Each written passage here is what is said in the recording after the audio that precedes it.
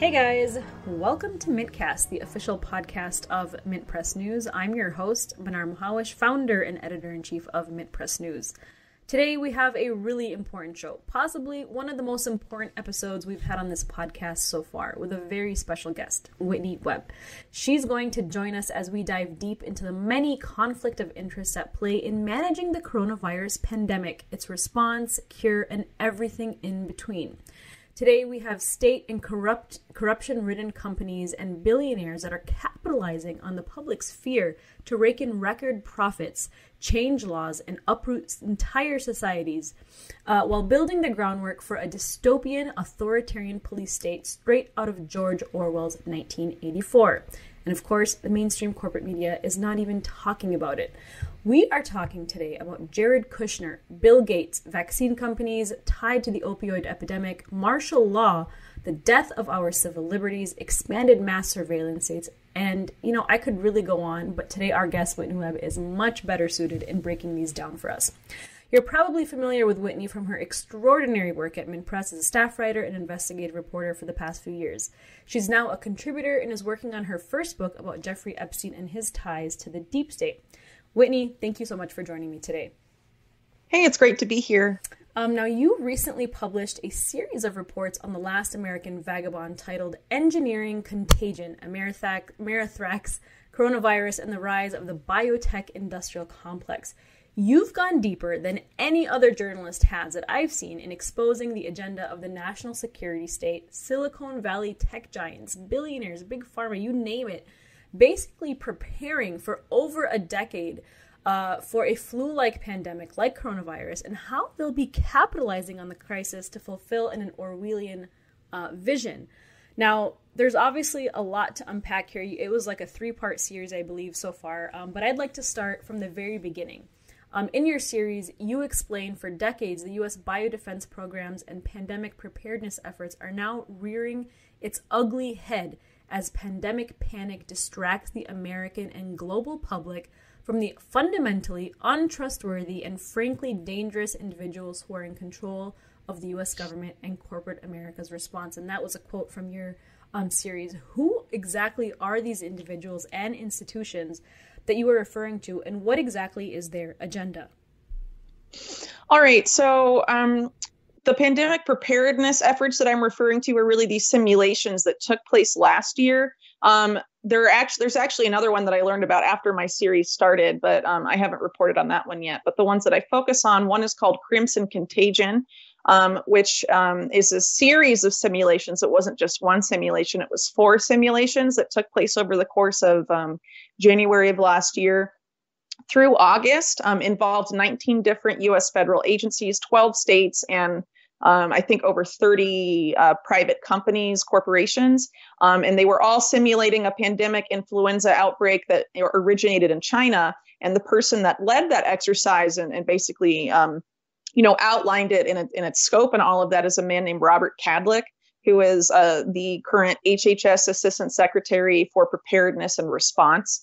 And then the other simulation that I'll be talking about is in the series is Event 201, which is out of all of these simulations has definitely gotten the most attention. And I'm specifically focusing on one of the main groups that hosted that exercise, which is the Johns Hopkins Center for Health Security. And the director of that center is a man named Thomas Inglesby, who is essentially the moderator at Event 201. And the reason why I point out Inglesby and Kadlec as being significant is because both of these men and the Johns Hopkins Center for Health Security as an organization, they were fundamentally very involved in this very disturbing simulation that took place in June 2001 that is called Dark Winter. And Dark Winter is very disconcerting, in my opinion, because it, as I said earlier, it took place in June 2001, but it eerily predicted the entire narrative that would follow 9/11 and the 2001 anthrax attacks. And participants in Dark Winter had foreknowledge of those attacks, in the time between the September 11th attacks and the first anthrax attacks taking place. They were, some of them were telling people in the Bush administration to take Cipro, the antibiotic that prevents anthrax infection. And were, basically seeding the media with this narrative that there was going to be an anthrax attack. And then a lot of these same individuals, including Cadlick and Inglesby, were involved in the FBI investigation or in efforts to basically cover up what was really going on with the anthrax investigation.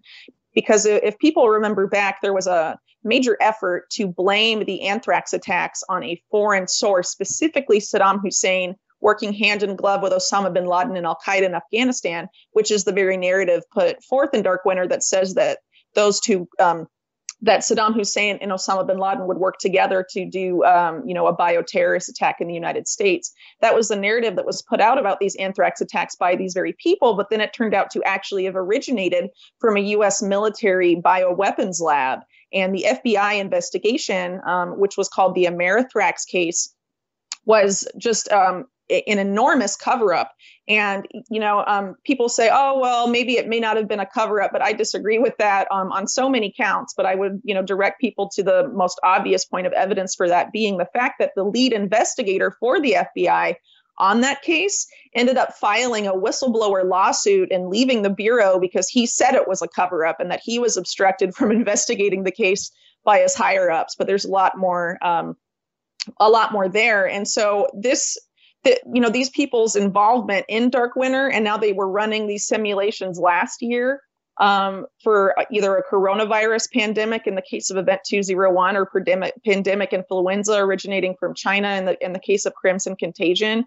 A lot of the things they planned out in terms of solution and response, we have seen so much of it come to fruition as this coronavirus case takes place. And a lot of other people that were involved in Dark Winter are also involved in different aspects of what's going on with coronavirus right now, whether that's advising Bill Gates and his foundation, or whether that's being on the board of directors of some of these companies that are set to profit from the coronavirus panic, really, specifically in the vaccine market.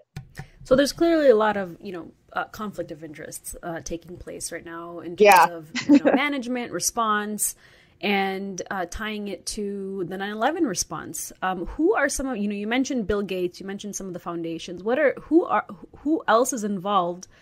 And talk to me about some of the hawkish think tanks that are involved.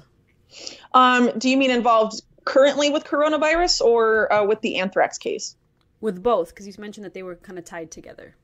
Right. Well, the people that did Crimson Contagion and Event 201 had ties to this Dark Winter scenario. So Robert Cadlick, who's now the Assistant Secretary for Preparedness and Response in Dark Winter, the title of the Dark Winter exercise actually comes from a quote that he said in one of these fake fictional news clips they use in the exercise, where he's, appears on that and says it will be a very dark winter for America and things like that. So he was involved in the creation of the script for that exercise. And then later on, immediately after 9/11, he became a Homeland Security advisor to Dick Cheney in the realm of bioterror and bioweapons. And what's interesting is that right after 9/11, the co-authors of Dark Winter, including Thomas Inglesby, who was the moderator at Event 201, personally briefed Dick Cheney on the Dark Winter exercise. And apparently Dick Cheney was very interested in a lot of things that transpired. And at this point, Dick Cheney had already been told by another Dark Winter participant, a man named Jerome Hauer, who at the time of 9/11 was many things, but also a national security advisor to the Department of Health and Human Services, had already told Cheney's office and other Bush administration officials to take Cipro to prevent anthrax infection. So there is a lot of very odd things that went on in that window of time between 9/11 and the first anthrax attacks being known to the public, which was around October 4th, 2001. So also in this period of time, you had people like Jerome Hauer, who I just mentioned, going on mainstream media saying that there was going to be an anthrax attack by the same people responsible for 9/11. So Jerome Hauer was doing this, but so were members of Project for a New American Century, including former director of the CIA, James Woolsey, who was also a participant in Dark Winter.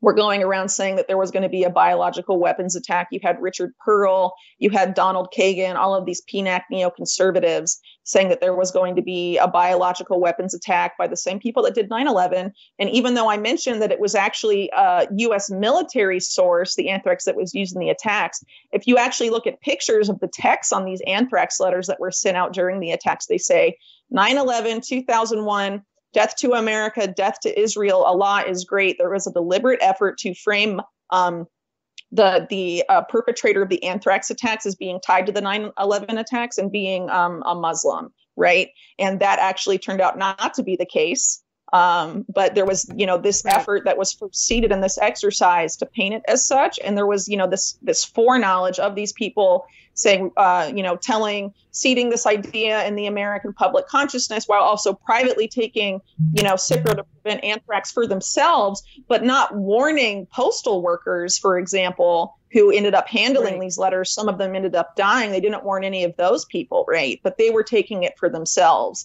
And there's a lot more red flags about the anthrax case, and specifically what the FBI did in the early days of the investigation. It's just, very disconcerting to see that sort of narrative here. And speaking of the anthrax attacks as well, it's worth pointing out that currently we're seeing this effort with coronavirus to say that the current pandemic is caused by a Chinese bioweapon. And the origin of that claim comes from a lot of the same people that tried to say that the anthrax attacks were the work of Saddam Hussein. And I say this because in early January of this year, one of the first stories to circulate this claim that the coronavirus originated from a bioweapons lab in China came from a man that used to work for Israeli military intelligence named Danny Shoham. And he had previously said, actually written at least one or two academic papers arguing that the anthrax attacks were committed by Iraq and Saddam Hussein. He is arguably the first person besides Radio Free Asia, which is U.S. state funded. But Shoham was quoted in the Washington Examiner earlier this year saying that coronavirus is a Chinese bioweapon. And of course, you have a lot of people that used to be on Project for a New American Century, which I just mentioned earlier, and is sort of seeding this narrative about the anthrax attacks before they took place. They have a lot of those members are now on this new think tank called Committee on the Present Danger China that is also really, heavily boosting the same narrative that people like Danny Shoham have been bringing up.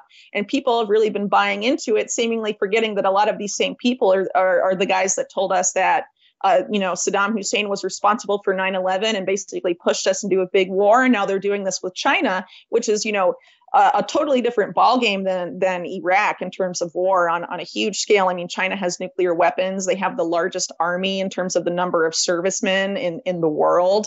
I mean, this is no joke, but the fact that so many people are buying this hook, line, and sinker, including people that, greatly criticize PNAC and the Bush administration for lying us into Iraq, they seem to be really willing to swallow this narrative now, even though it's coming from the same people.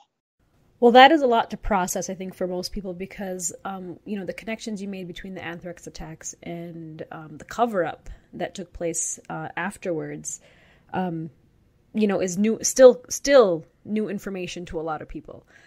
So how, in terms of a lot of this, China bioweapons, allegations that are taking place that are coming from the same people, we're not hearing any sort of watchdog style criticism from mainstream media like CNN and the New York Times. In fact, they are spreading so much fear in terms of, the coronavirus and how we should be responding and social distancing, which, to a certain point, we can understand, because I think, you and I, Whitney, we're taking coronavirus seriously. You can still be in that category to take it seriously, but then also be concerned about, impending economic devastation. You could still be worried about the expansion of an authoritarian government policies under the guise of coronavirus. You can be all of those things, but the media is only pushing one narrative. So how is the media working to play out this, China is the new Russia narrative and fear-mongering while the government is building the framework of something bigger and greater that should really fear us or scare us? Well, Right. So what's interesting is that in these pandemic simulations, whether it's Dark Winter or the ones that took place last year, they place a lot of emphasis on the media. And actually, Dark Winter had 4 participants that were from the media, including Judith Miller, who later went on to heavily promote Saddam Hussein is responsible for anthrax and help lie us into Iraq. And so last year at Event 201, they talked about the need to control the narrative. And, basically clamp down on or increase online censorship of what they call our, unverified claims or, claims that go against the official narrative. And, this is important in terms of amplifying these Chinese bioweapons claims as well, because when you look at what happened with Iraq, right, the reporting specifically regarding anthrax in Iraq was just atrocious and literally just made up of all these basically made up intelligence and just very poor reporting. If you were, as an example, there was this ABC News report, for example, after the anthrax attacks, not long after, where they said that the anthrax used in the attacks contained bentonite, and that bentonite was used in the in Iraq's previous bioweapons program that the U.S. sponsored, by the way, in the 1980s. And that the bentonite being in the anthrax samples meant that Iraq must have been responsible. But it later came out that none of the anthrax tested ever had any bentonite at all. It was completely made up. And that ABC News report cited what they said, 3 well-placed sources, which later became 4 well-placed sources. And those sources were never revealed, and that story was never redacted, even though it was proven entirely false. Now we're seeing a lot of news reports start to emerge that are very similar. For example, the Washington Post and Fox News recently reported that the coronavirus did emerge from a Wuhan lab. And they are, using very similar language to suggest that's the case. For example, Fox News said that their reason for making that very bold claim was because they had been informed by sources that had been briefed about China's early actions as the coronavirus, first began to spread around Wuhan. And, that language is, people should really scrutinize that, because it doesn't even say government officials. It doesn't say who did the briefing, if these sources were even briefed by government or intelligence. It could have been members of a think tank briefing members of another think tank, or, anything like that. I mean, it's just very vague, and that's the only evidence they're citing. But they're citing, this lack of evidence, but making these big headlines, and then it's being amplified by mainstream media in a very similar way to what we've seen in the past with the lead up to Iraq, or other policies or regime change efforts that the U.S. wants to promote. I mean, mass media in the U.S. so frequently amplifies this, and it's very rare that mainstream media in the U.S. actually opposes U.S. regime change efforts or U.S. wars. I think Alan McLeod actually did an article about how there were a few, if any, U.S. newspapers and Western newspapers that actually opposed or were even neutral on U.S. efforts to promote regime change in Venezuela, right? So, I mean, this is something that's been going on for a very long time, but we're seeing it now in the age of coronavirus, where people are in a state of panic, and there's a state of chaos, very similar to what happened in 9/11, which ended up leading to a war that killed millions of people and is still, maiming Iraqi children, and, killed a lot of U.S. soldiers. And it was just a disaster by all accounts, right? So, these same people and the same media, machine is basically putting us on a very similar path. And I think people really need to start being wary of it and start calling it out. Well, and the media is also, pushing, the cure, right? They're pushing the idea that we need to take a vaccine to cure the coronavirus. And so, speaking of media, talk to me about the vaccine companies who are set to supposedly cure us from COVID-19 and why we should all be concerned. Okay, so there's several vaccine candidates right now. So there's several companies that are aiming to basically get the first government approval for the vaccine. But because there's going to be such widespread demand and there's talks of a mandatory vaccination program, it's very possible that there's more than one vaccine that ends up being used, just because of the amount of vaccine that can be produced in a certain amount of time by a certain company may not be enough to meet immediate demand, for example. So it's basically a race towards government approval. It's not really a race towards a cure. And I say this because they've suspended a lot of normal testing procedures, clinical trials, things like that. For example, they skipped animal testing on some of these vaccines, have gone straight to human testing. And, that can cause major safety problems potentially, because we're not going to know even a lot of the medium term, arguably some of the short term side effects, and obviously not long term side effects that these vaccines may have. It's worth pointing out that two of the vaccine candidates, the one being developed by Inovio Pharmaceuticals and the one being developed by Moderna Inc. Both of these companies are strategic partners of DARPA, by the way. They are both developing vaccines that are a category of vaccine that has never been approved for human use ever in the United States. And this is because, most vaccines that we know of today, they use damaged parts of the virus. Some even have live virus in them, right? But these vaccines are different because they don't have either of those. What they have are foreign genetic material. Moderna's is a messenger RNA vaccine. Inovio's is a DNA vaccine. These are both vaccine technologies that were actually developed by the U.S. military arm DARPA that I just mentioned a second ago. And they have never been approved for human use. It's very disconcerting that this type of vaccine technology that's never been approved for use in humans before is basically being rushed through, skipping animal trials and all of that stuff, especially when their attempts at making vaccine candidates in the past, like Zika, for example, failed spectacularly. But, because of the panic and fear and the demand for a vaccine, it's being pushed through. So sorry. No, go ahead. Okay, so another company that's doing this too is Johnson & Johnson. They've gotten a lot of U.S. government money from HHS's BARDA, which is one of these relics of the Bush-era biodefense program. They've gotten a lot of money to develop their vaccine specifically. Johnson & Johnson, in addition to participating in last year's Event 201, also has a very scandalous history of putting asbestos in baby powder and knowing about it and lying about it and still selling it anyway.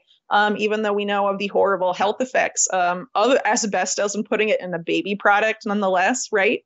So these are the people that we're supposed to trust to make the vaccine. And another company that I point out in part 2 of my series in this engineering contagion series is one called Emergent Biosolutions. Jerome Hauer, who I mentioned a little bit ago in connection with Dark Winter and the anthrax attacks, he's been on the board of directors of this company for a very long time.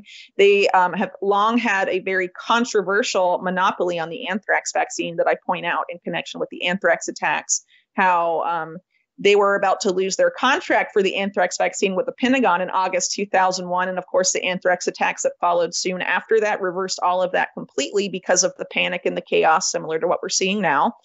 They also cornered the market for the only smallpox vaccine in the United States, which is been a focus of post 9/11 biodefense preparedness, which is basically the mass stockpiling of vaccines, as opposed to, storing up a protective equipment for health workers and, developing surge capacity for hospitals. All of that was ignored in lieu of stockpiling vaccines, which of course has been a huge boon for a lot of these pharmaceutical companies. But anyway, this other company that I'm talking about right now, Emergent Biosolutions, which used to be called Bioport, by the way, they have also recently cornered the market for the only opioid overdose antagonist, which basically reverses. So, if someone's suffering from an opioid overdose, you give them this nasal spray called Narcan, and it helps revive them.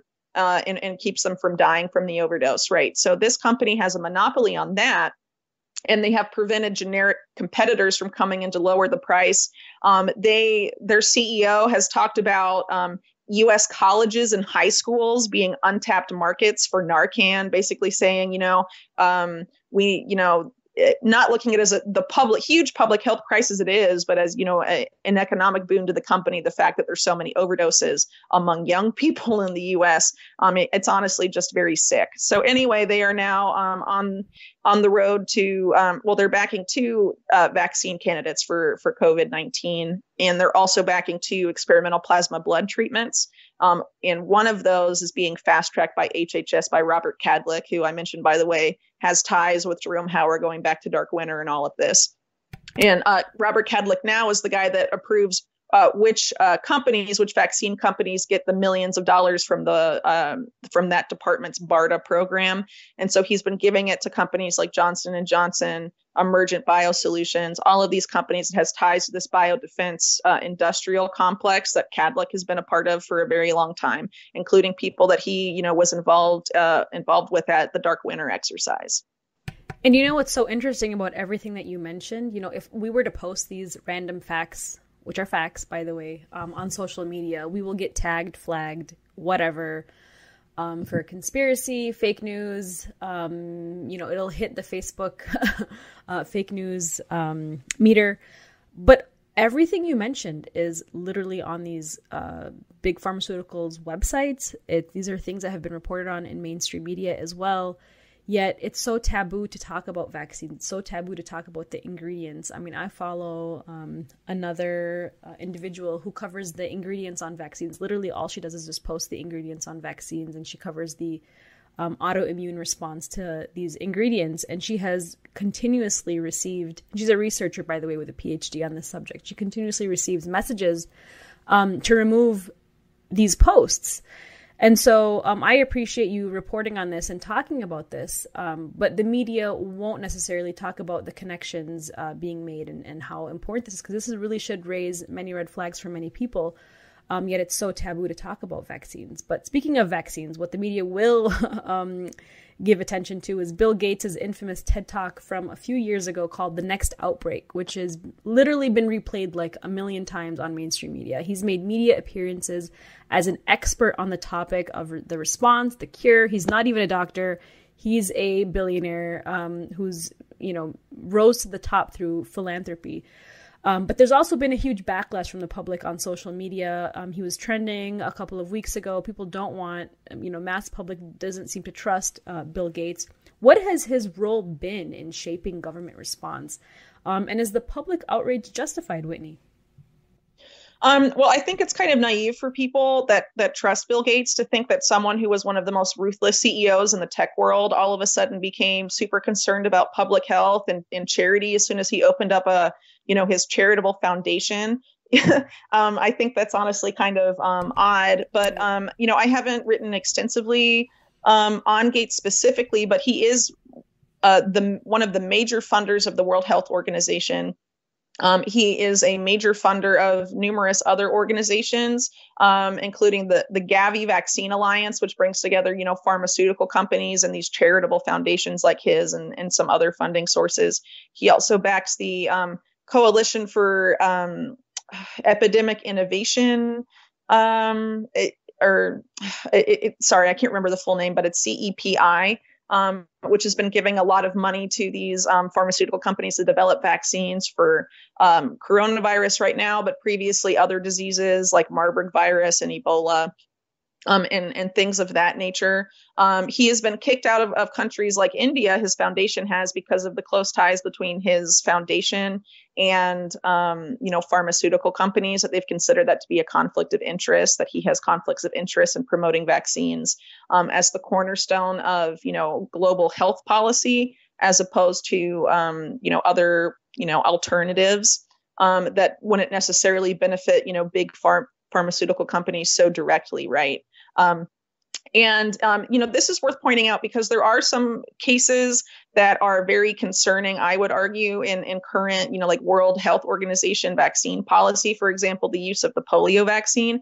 In the US, there's a type of polio vaccine that is used, but it's not the same that is used in the developing world. The one that is used in the developing world, including in Chile, where I live, and in Africa and a lot of other places, is the oral polio vaccine, which contains live polio virus. The one in the US does not contain live polio virus. Okay, so this vaccine that's being used and promoted by WHO, in developing countries, has actually at this point ended up causing so many polio cases that now cases that are caused by this oral live polio vaccine are causing more cases of polio than polio that is occurring naturally in the wild. So it's obviously like not helping at this point, but these pharmaceutical companies have incentives that they want to keep selling their product because they continuously produce these vaccines and they stockpile them. And if there is a policy put in place because a vaccine is considered damaging or found to have adverse effects,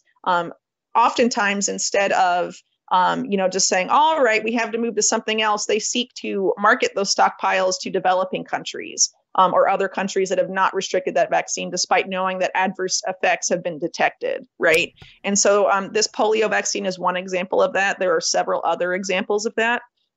And of course, the Gates Foundation has also been, sort of embroiled in controversy as well about with the tetanus vaccine in 2014, a couple health associations, including one that was associated with the Catholic Church and another one that's associated, like one of the major associations of doctors in Kenya. They sent samples of a tetanus vaccine to a lab to be analyzed, and they found that it had presence of this hormone that's necessary for pregnancy in women there, which had previously been contained in anti-fertility vaccines that were sponsored by the Rockefeller Foundation, another charitable foundation, and the World Health Organization in the past, in I think the mid-90s. And there was a huge cover-up of this, and Kenya's government was actually getting economic incentives from the World Health Organization, which, by the way, as I mentioned, is largely funded by Bill Gates. And there was a study that was funded and produced by another organization that was founded and funded by Gates Foundation to basically claim that, the presence of this hormone in there was not bad. But actually, there are also studies that show that when you this vaccine had previously been produced that had this hormone in it to prevent pregnancy, because you have this hormone in there and you have the adjuvant. So you basically end up developing antibodies to that hormone. So if a woman gets pregnant and naturally starts to produce that hormone, it becomes attacked and pregnancy is no longer viable, right? So basically the cover up of that whole situation in Kenya, it was funded by two organizations that are direct, that their main two, in both cases, most of their funding comes from the Bill Gates Foundation. And this hasn't been talked about in mainstream media. It's been dismissed, like you said, as a conspiracy theory. Actually, one of the heads of one of these Kenyan doctor associations ended up being targeted by Kenya's government, which had, conflicts of interest. As I said, they had economic incentives to keep this vaccination program going, and things like that. And mainstream media was not very critical of what was going on. And it was actually undercovered in alternative media as well. This was several years ago. And honestly, it hasn't really been given enough scrutiny. And also another thing that I've brought up a couple times, I've talked about the Jeffrey Epstein scandal a lot. Over the past several years, Bill Gates had very close ties with Jeffrey Epstein. They were largely focused around science. There's been a huge cover-up of their ties. They go back to the 1990s, but the New York Times, at least, officially claims they only go back to 2011. But regardless, even mainstream media admits that the backup executor on Epstein's will was the former top science advisor to the Bill Gates Foundation, a guy named Boris Nikolic, and that Bill Gates and Epstein had numerous meetings, and Epstein or Gates was giving a bunch of money for Epstein for him to use for quote unquote charitable purposes. Mainstream media has also admitted that Epstein's main scientific interest was eugenics, right? So the fact that, there's all this stuff in the back with Epstein or with Bill Gates and conflict of interest with the pharmaceutical industry, there's also this other side of, why was he hanging out with someone like Jeffrey Epstein who was interested in eugenics? And actually, if you go back and you look at, the history of the eugenics movement in the United States, which goes back to actually the 19th century, it was very prominent up until World War II, but a lot of that same ideology persisted after World War II in different ways. It was really heavily promoted by the Rockefeller brothers during that period of time. And I would encourage people to look at that, because even though it hasn't been so public, there's been sort of this same very toxic ideology that has guided some, members of the billionaire class for a long time. And, I think Bill Gates deserves scrutiny in that regard, because some of his past statements where he says things a couple years ago saying, like, my greatest worry is that there's too many young people in Africa, for example, and people need to have smaller families, and he has 3 kids, it just seems kind of odd, some of his rhetoric, and people have been pointing this out. And now we're seeing mainstream media sort of run interference for Bill Gates, saying, oh, no, he's being attacked by online mobs and things like that, Poor guy, right? Yeah, I know. And didn't he also say that he wouldn't vaccinate his kids? So I had thought that because I had been sent that by a friend of mine, and there was a report that was claiming that his doctor, or the doctor that saw his kids when they were really young, that Gates had declined to vaccinate them while they were young, but did not know if they had been vaccinated when they were older children or adults or whatever. But I wasn't able to independently verify that from that report. So I'm, treating it as unconfirmed. Yeah, no, we don't know. So I went on, Tim Dillon's show a week or two or a couple days ago and mentioned that. And it turned out that couldn't be confirmed. So I sort of had to issue a correction on that. So I got to be so we really need to be cognizant that there's a lot of claims that are going around that are that seem likely but are unconfirmed. But there are definite facts and definite red flags in Gates' past of philanthropy, right?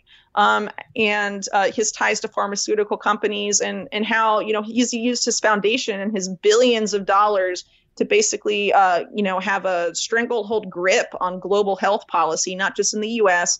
or at the UN through the World Health Organization, but in countries around the world. Well, what really concerns me is, as you mentioned, how the vaccines can be different in the United States versus in third world countries.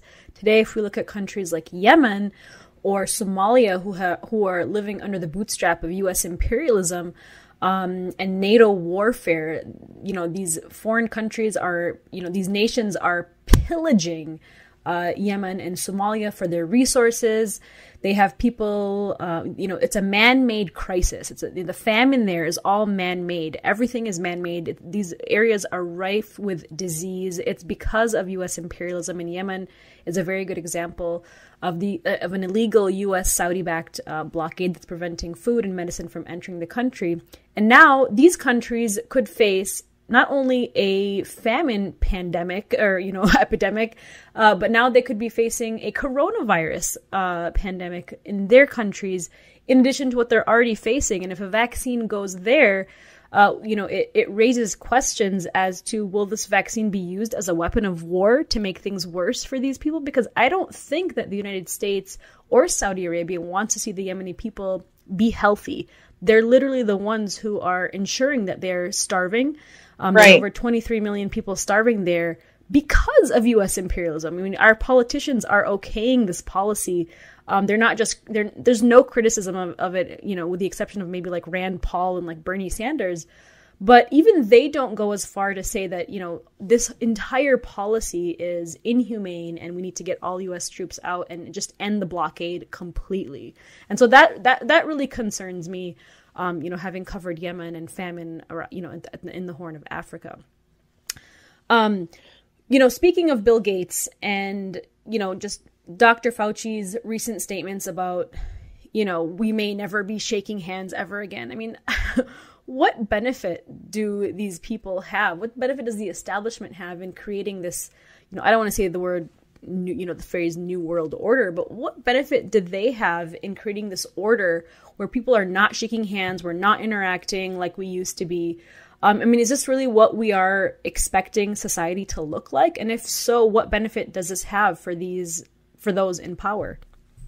Well, I think this is about introducing what, we heard a couple of times, the new normal, that this is all becoming the new normal. It's social engineering on a massive scale.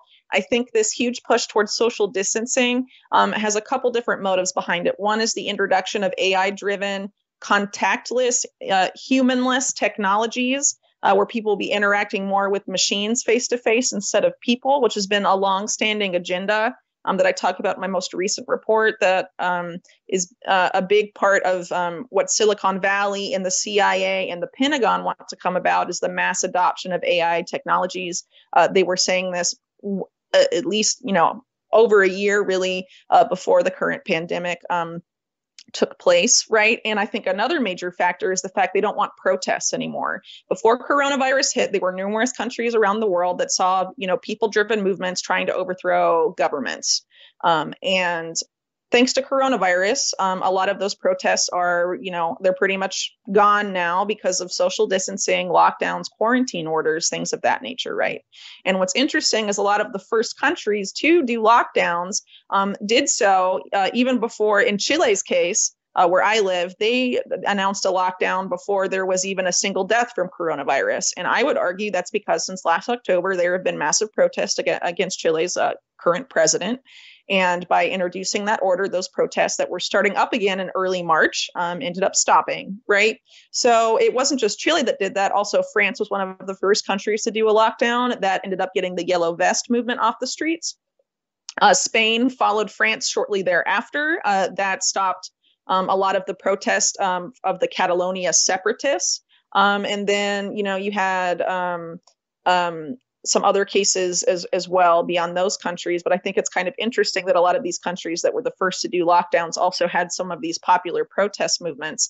And what's interesting, too, is that a lot of the so-called response or relief measures for coronavirus that have been put in place under any other circumstance where there was not, this type of lockdown scenario would have generated major protests. For example, this so-called relief bill that ended up giving $4 trillion to Wall Street. That's 4 times bigger than the 2008 Wall Street bailouts. And of course, after those bailouts, there were the Occupy Wall Street protests. There was a lot of anger towards Wall Street. But now there's all these, enforcement orders about social distancing and lockdown.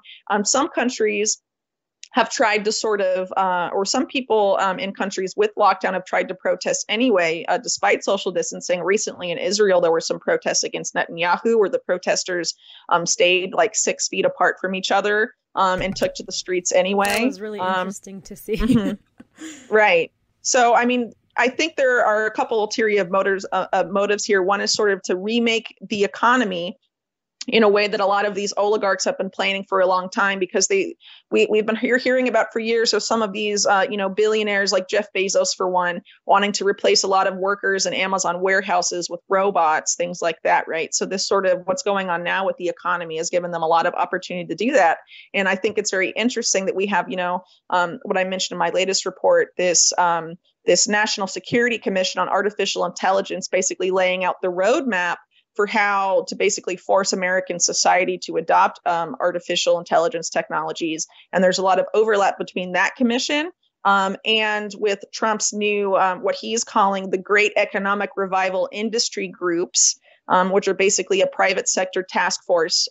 There's one task force for each sector of the American economy that will be advising the White House on what to do. And you have people like you have some of the same people that are on that commission that laid out that roadmap on these task force, like Safra Catz of Oracle. But you also have people that have promoted AI in the workforce, like Jeff Bezos. You also have Elon Musk on there, and a lot of Trump's top billionaire donors like Sheldon Adelson, Bernard Marcus, you have Paul Singer.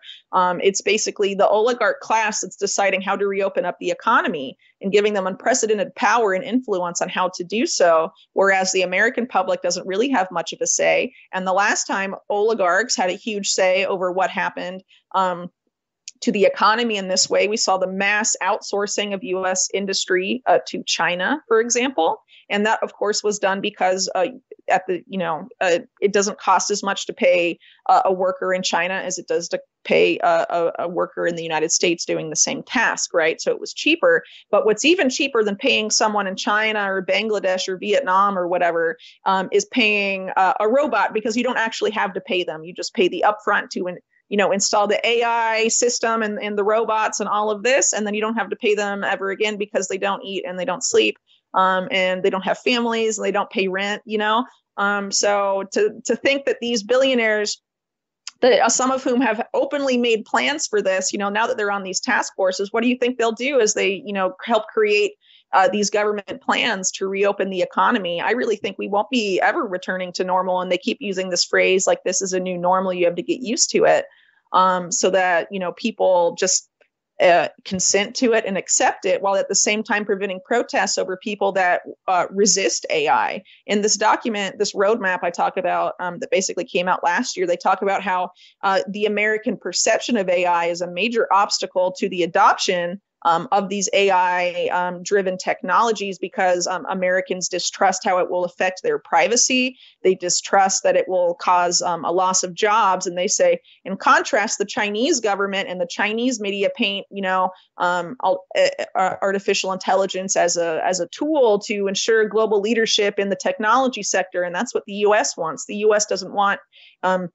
the U.S. national security state and Silicon Valley, which are come together in this commission that wrote this roadmap, they have huge concerns about China dominating artificial intelligence technologies. And they say that if we don't adopt those technologies on a massive scale like China is doing, we will fall behind and we will no longer be able to set the rule book or the international norms or even export AI technology to other countries. And we will basically the U.S. will lose its position of hegemony entirely to China over the next several years, which obviously for them they consider to be a huge national security threat.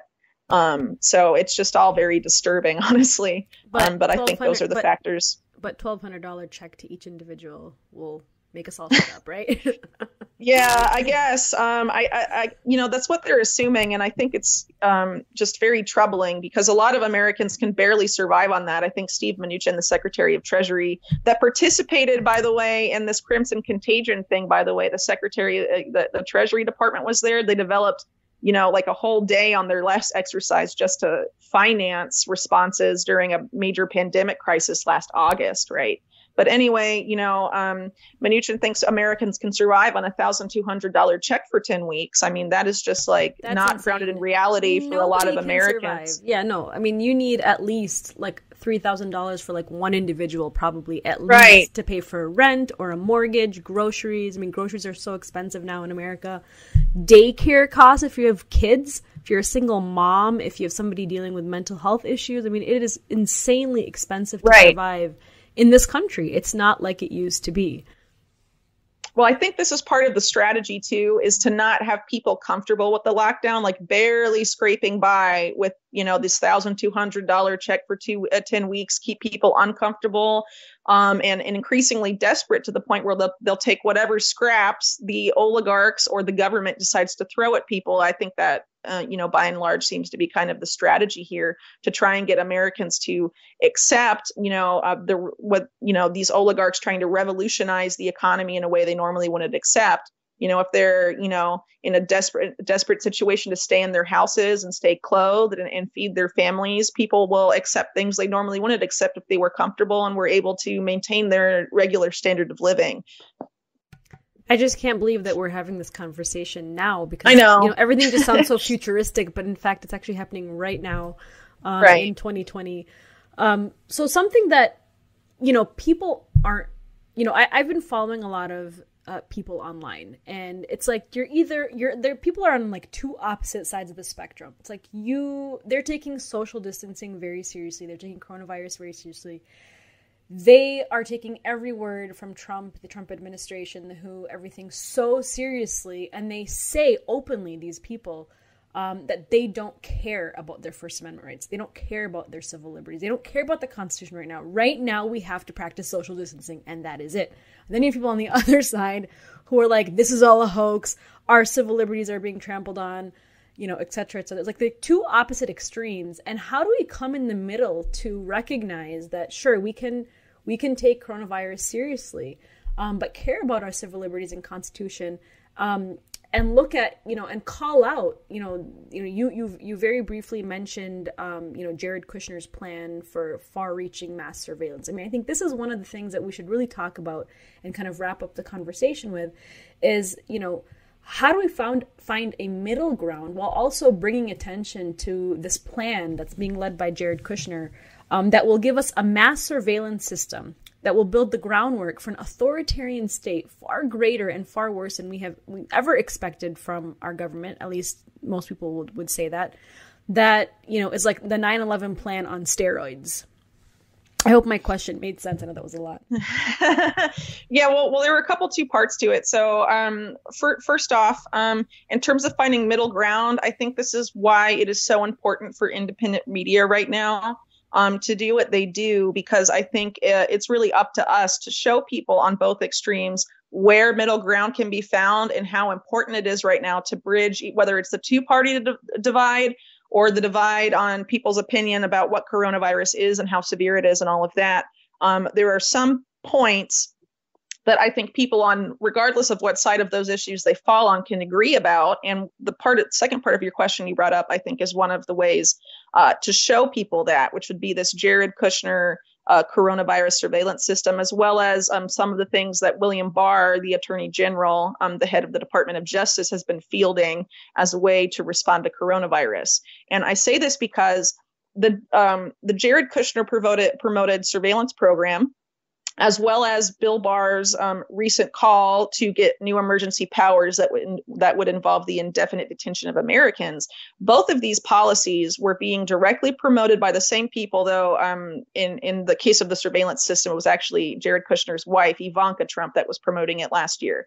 But last fall, both of these policies were being very heavily promoted, but not as a response to a global health crisis, but as a response to mass shootings in the United States. Okay, so the fact that we're supposed to believe that solutions that were being fielded as a response to mass shootings are going to be the same solutions that we need to respond to a pandemic. I mean, if you think about it, you step back and you think about it, that logically doesn't make a lot of sense. How the solution to mass shootings is the same as the mass solution is the same solution as what we need to do to combat coronavirus or something like that, right? It doesn't make logical sense. And I would argue this is because what they are trying to do is that these solutions are things that the national security state, that, in these cases, Bill Barr and Kushner and Ivanka are representing. These are solutions they've wanted to implement for a long time in the post 9/11 era, but have not been able to get enough consent among the American public for their imposition thus far. And so they have spent the past several months and years attempting to justify the imposition of these policies based on whatever Americans are most afraid of at the time. So last fall and last October, when a lot of this stuff was going live or being promoted, people were most afraid of mass shootings. And that was what was being, hyped in the media, what we need to be afraid of. And now, of course, it's coronavirus. So they're basically tacking on whatever justification they can to justify this type of solution. And of course, before mass shootings or before coronavirus, it was terrorism, the war on terrorism. They're basically just shifting the boogeyman, but the solution remains the constant, right? And really quick, I want to talk about what the surveillance system entails and how it compares to the one last year. So, okay. So basically what the Kushner promoted surveillance system wants to do, it's about, they say it's about contact tracing for coronavirus using location data, as well as combining that with Americans' private health data and data that's stored on consumer smartphones. And the system last year that was being promoted by Ivanka and some other people called for the creation of a new government agency called HARPA, and its flagship program was to be called Safe Home. And Safe Home was about using private healthcare data and private smartphone data and everything you've ever said on social media, combing through it and then using artificial intelligence to analyze and determine who may have mental health issues, and then flag them for, mental health treatment or, a range of responses. Okay. And at the same time, William Barr was promoting a pre-crime program that actually exists now that is called the Disruption and Early Engagement Program. That was, he announced that last October as a way to respond to mass shootings. And it would be using the same system of digging through the same information, these same databases, in order to identify people that are, quote unquote, mobilizing towards violence. And he said that what would be done with the people who were flagged in that program would be court-ordered mental health treatment, indefinite house arrest, or indefinite detention, right? And so a lot of those same emergency powers is what Bill Barr just asked for a few weeks ago under the guise of responding to coronavirus, right? So basically the same mass surveillance system that, was HARPA and Safe Home and all of that is the one that Kushner is now seeking to build right now with companies that have direct ties to Google. One of the main companies that's set to build this is their lead investor is Google Ventures, which is Google's venture capital arm.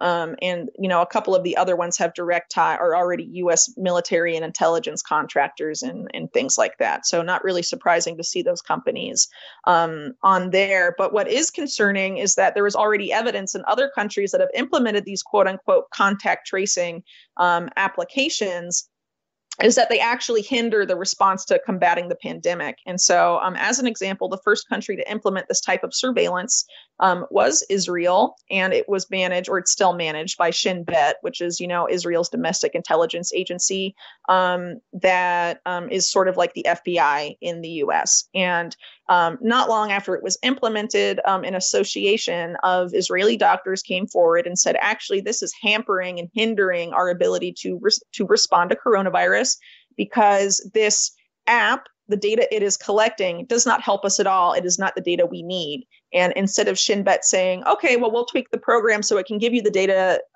you need, they didn't change anything at all, because the fact of the matter is this is something that benefits them, not the coronavirus pandemic. And as I said earlier, this is something national security states in the US and Israel and other countries that are similar, around the world, that they want to implement to help control their own populace. In Israel's case, these types of surveillance programs have long been used in Palestine, but now they're being used in Israel at large. And maybe, some Israeli citizens are surprised, but I mean, that's essentially what's happening. And we're going to see the same thing, attempts to implement the same thing here. But since we've already seen in countries that have used this app that it's not actually helping the coronavirus response, it's still being promoted anyway. And I would argue that's because it's something that the government wants to do, and it doesn't want to do it for public health reasons. And I think, this is an example of a point that needs to be made to help people reach this middle ground and see that, there are key policies that are being promoted that are not about the virus, that are about control. And that, people that are concerned about, that take coronavirus seriously, and people that don't, can agree on this point. Right. And I think that pretty much sums up everything that you've, talked about in this conversation, is that it really is about control and not about actually helping citizens in the coronavirus response, which, it's another reason why it's so important to turn to independent media. Because, we're not just parroting the same lines from, the national security state in promoting these things. We have to question, we have to ask why, we have to advocate for ourselves, because sure as hell the mainstream media is not advocating for us. They're taking an extreme stance, and in fact, they have become, and they are, the propagandists for these entities. So Whitney, thank you so much for joining us today. That was a lot of really, really great information. I learned so much from you. I always learn so much when I read your articles and investigations. So that's a wrap for today's MintCast podcast. This program is 100% listener supported. You can join the hundreds of financial sponsors who make this show possible by becoming a member on our Patreon page. We'll see you next week. Thank you.